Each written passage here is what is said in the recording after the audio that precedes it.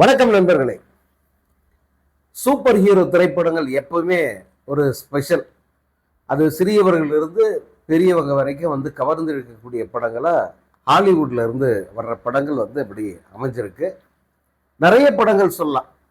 நூற்றுக்கணக்கான super hero படங்கள் இருக்கு. அதில் ரொம்ப ஸ்பெஷல் ஸ்பைடர்மேன்.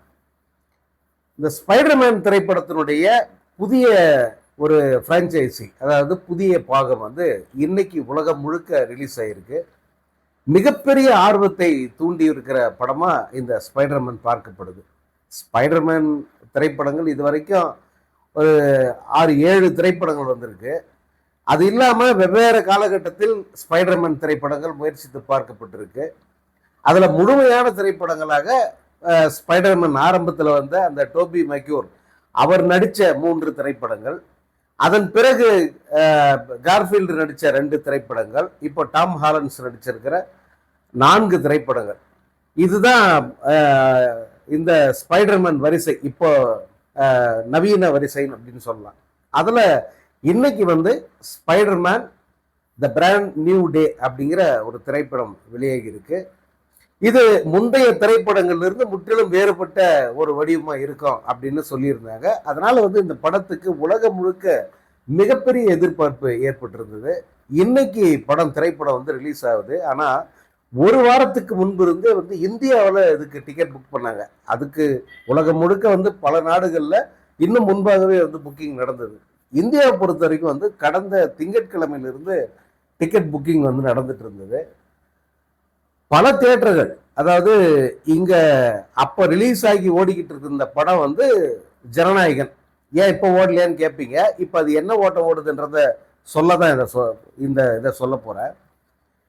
படம் ரிலீஸ் ஆகி 3 நாள் தான் ஆகியிருக்கு. 4வது நாளே ஸ்பைடர்மேன் புக்கிங் ஓபன் பண்ணிட்டாங்க.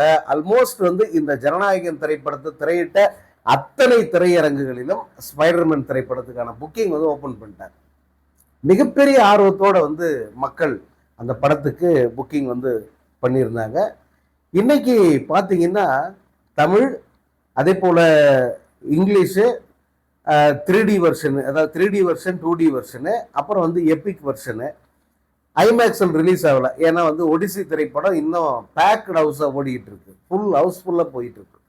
அதனால ஒடிசி திரைப்படம் போறதால அங்கே ரிலீஸ் ஆகல. மற்றபடி பெரிய திரைகள் அனைத்திலுமே இந்த படத்தை ரிலீஸ் பண்ணியிருக்காங்க.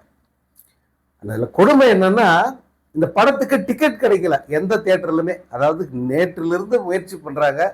காலையில பார்த்தா எல்லா ஷோவுமே ஃபுல்லு. இப்போ சாயந்தரம் ஏதாவது ஒரு திரையரங்குக்கு போகலாம் அப்படின்னு முயற்சி பண்ணா அப்போதும் ஃபுல்லு.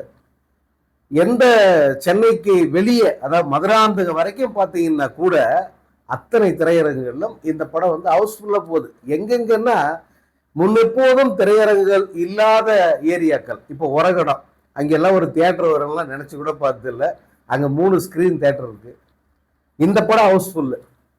அதே போல ஸ்ரீபெரும்புதூர் மப்பேடுன்னு ஒரு ஊர் கேள்விப்பட்டிருக்கீங்களா? ஸ்ரீபெரும்புதூர்ல இருந்து திருவள்ளூர் போற வழியில அங்க ஒரு புது சினிமா திறந்திருக்காங்க. அதுலயும் ஃபுல்லு. ஸ்ரீபெரும்புதூர்ல ஒரு எம்கே சினிமாஸ்ன்னு ஒரு தியேட்டர், அதுவும் ஃபுல்லு. எல்லா திரையரங்குகளுமே ஸ்பைடர்மேன் திரைப்படம் சரி இன்னைக்குதான் ஃபுல்லா, நாளைக்கு ஃபுல்லு, நாளான்னைக்கு அது கேட்கவே வேணாம், சண்டே ஜாம் பேக்கடு. அப்படி இந்த படத்துக்கு டிக்கெட்டுகள் முன்பதிவு பண்ணியிருக்காங்க. ஃபுல் ஹவுஸாக போகுது. தியேட்டருக்காரங்க தவிக்கிறாங்க. எதுக்கு தவிக்கிறாங்க அப்படின்னா, இப்போ இந்த படத்துக்கு முன்ன ஒரு படம் ரிலீஸ் ஆயிருந்தது, அதுதான் ஜனநாயகன். விஜய் நடித்த படம். தமிழ்நாடு முதலமைச்சராக இருக்கிற விஜய் நடித்த கடைசி திரைப்படம். நம்ம அந்த படத்தை பற்றி எதுவும் தப்பா பேச விரும்பல, இருக்கிற சூழலை சொல்றேன். இப்போ அந்த திரைப்படத்துக்கு பெரிய பெரிய திரைகளை ஒதுக்கணும் அப்படிங்கிறது உத்தரவா. நம்ம கேள்விப்பட்டதை சொல்றோம், உண்மையா இல்லையான்னு அவங்க கிளியர் பண்ணிக்கிட்டோம். பெரிய திரைகள் அத்தனையும் இந்த படத்துக்கு ஒதுக்கணுங்கிறது உத்தரவு. இப்போ ஒரு நீங்க ஓஎம்ஆர்ல இருக்கிற ராக்கி சினிமாஸை எடுத்துக்கிட்டாக்க, அதில் தமிழ், இங்கிலீஷு, தெலுங்கு எல்லாமே போட்டிருக்காங்க. அது எல்லா வருஷனுமே ஃபுல்லு தான். ஆனா ஒதுக்கிய திரையரங்குகள் பார்த்தீங்கன்னா சின்ன சின்ன அரங்குகள், மீடியமா இருக்கிற ஸ்கிரீன்ஸை ஒதுக்கி இருக்காங்க. லார்ஜ் ஸ்கிரீனை இந்த ஜனநாயகனுக்கு ஒதுக்கி இருக்காங்க. புக்கிங் பார்த்தீங்கன்னா அந்த ஸ்கிரீன்ல நிரம்பி வழியுது. இந்த ஜனநாயகனுக்கு ஒரு டிக்கெட் கூட புக் ஆகல, வெறும் எம்டியா இருக்கு. அவ்வளோ பெரிய ஸ்க்ரீன். நான் இந்த உரகடம் சொன்னல, அங்கே புதுசாக திறந்திருக்கிற தேட்டர், ஒரு ஸ்க்ரீன் பெருசு, மீது 2 சின்ன சின்னது. அந்த சின்ன சின்ன ஸ்க்ரீனில் இந்த படத்தை போட்டிருக்காங்க, இந்த ஸ்பைடர்மேனை. பெரிய ஸ்க்ரீனில் ஜனநாயகன் ரன்னிங் ஷோ அப்படின்னு போடுறான், அதாவது ஆன்கோயிங் ஷோ. நீங்கள் அந்த படத்தை டிக்கெட் புக் பண்ணுன்னு சொல்லி போனாக்க ஷோ ஏற்கனவே ஸ்டார்ட் ஆயிடுச்சு அப்படின்னு காட்டுது. சரி பரவாயில்லையா, எனக்கு டிக்கெட் வேணும் அப்படின்னு சொல்லிட்டு போனால் ஒரு டிக்கெட் கூட விற்கலங்க. எப்படி எம்டிஆ தியேட்டர் ஓட்டிக்கிட்டு இருக்கான், எனக்கு ஒன்றும் புரியல. யாரே இல்லாமல் வெறும் சேருக்கு படம் போட்டு காட்டிக்கிட்டு இருக்கானா ஜனநாயகன்.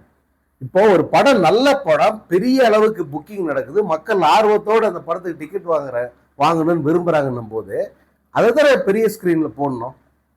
ஒருவேளை இந்த படம் பெரிய ஸ்க்ரீன்லேயே ஒதுக்கி இருந்தா கூட இதுக்கு ஆளே வரலன்னும் போது இந்த படத்தை ஆட்டோமேட்டிக்காக பெரிய ஸ்க்ரீனுக்கு மாற்றணுமா வேணாமா? ஆனால் அதில் அந்த தேட்டரு நீங்கள் புக்கிங் ஆப்பில் போய் பார்த்தீங்கன்னா அந்த தேட்டரில் எம்டி சீட்ஸோட வந்து ஜனநாயகன் பிளே ஆகுது. மற்ற 2 சிறிய திரைகளிலும் வந்து இந்த ஸ்பைடர்மேன் ஃபுல் ஹவுஸாக போயிட்டு இருக்கு.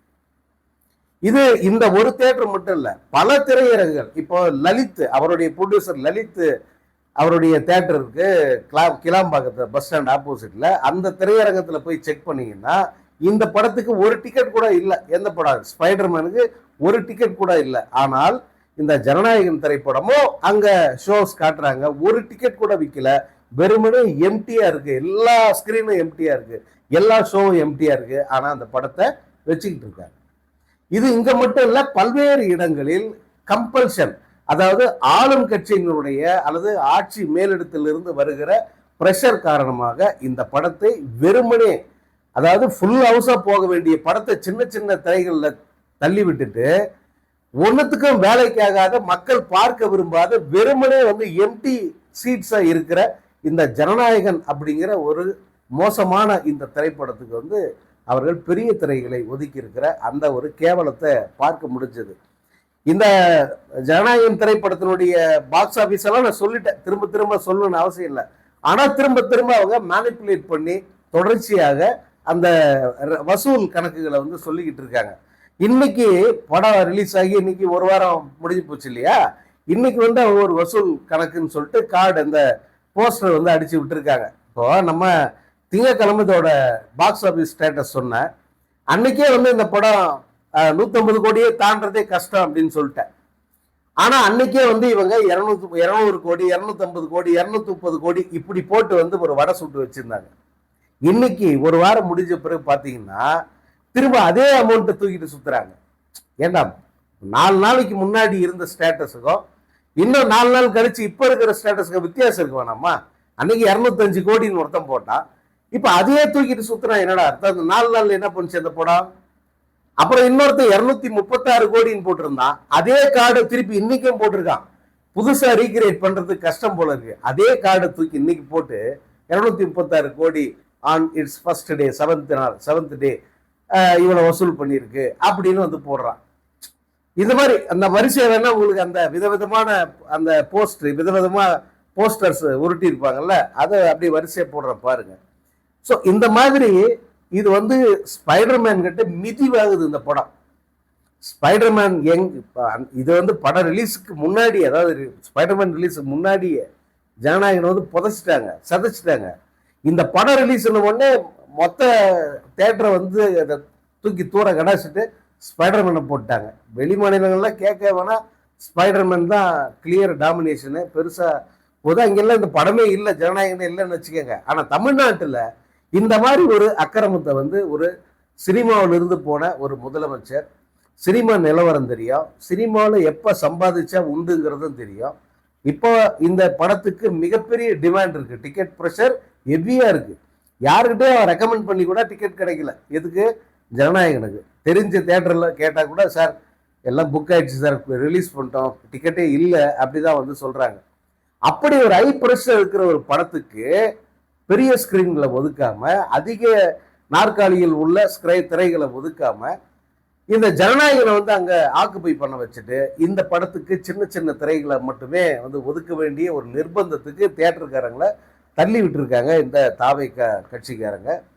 நம்ம அதை பல இடங்கள்ல கேட்கும்போது அவர்கள் தயங்கி ஒத்துக்கிட்ட உண்மை இது. வேற வழி இல்லை சார், என்ன பண்றது, நமக்கு ப்ரெஷர் அது மாதிரி இருக்கு. நியாயமா வந்து இந்த படம் 3D படம் சார், இதை பெரிய ஸ்க்ரீன்ல பார்க்கணும் தான் விரும்புவாங்க. நிறைய சீட் இருக்கு, பெரிய ஸ்க்ரீன்ல போடணும் சார். ஆனா எங்க தலையெழுத்து பாருங்க, இது வந்து 100 பேர் 120 பேர் உட்கார்ற சின்ன சின்ன தேட்டர்ல, ஹோம் தேட்டர்ல பார்க்குற மாதிரி ஒரு எக்ஸ்பீரியன்ஸை அவங்களுக்கு கொடுக்க வேண்டியதாக போச்சு. பெரிய ஸ்க்ரீனை வந்து இந்த ஜனநாயகனை தூக்க விடாமல் பண்ணுறாங்க அப்படின்னு வந்து அவங்க புலம்புனதை கேட்க முடிஞ்சது. ஆனால் இவங்கெல்லாம் எவ்வளவு அசிங்கப்பட்டாலும் திருந்துற ரகம் இல்லை.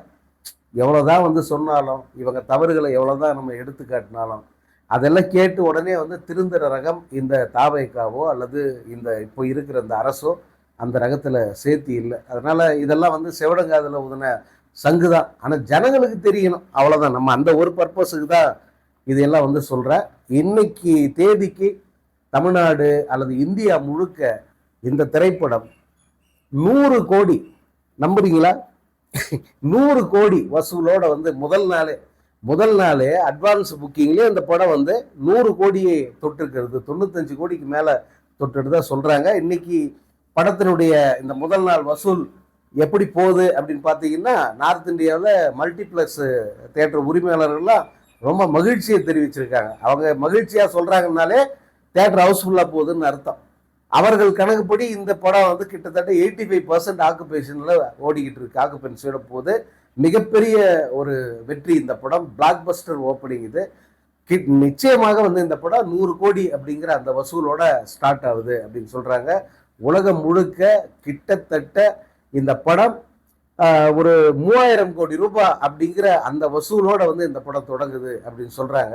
ஸோ $300 மில்லியன் மேலே இந்த படம் குவிச்சிருக்கோம் அப்படிங்கிறது தான் வந்து ஃபர்ஸ்ட் டே எஸ்டிமேஷன்.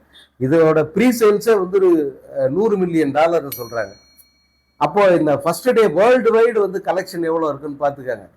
ஸோ இப்படி ஒரு மெகா ஓப்பனிங்ன்றது அண்மை காலத்தில் நேரடி தமிழ் படங்கள், நேரடி இந்தி படங்கள், இதுக்கெல்லாம் கூட கிடைக்காத ஒரு பெரிய ஓப்பனிங் இந்த ஸ்பைடர்மேன் திரைப்படத்துக்கு கிடைச்சிருக்கு. நிச்சயமா இந்த படத்துக்கு போன அத்தனை பேருமே வந்து ரொம்ப ஹாப்பியாக இருந்திருப்பீங்க. படத்தோட ரிவ்யூ வந்து அடுத்த வீடியோவில் தரேன்.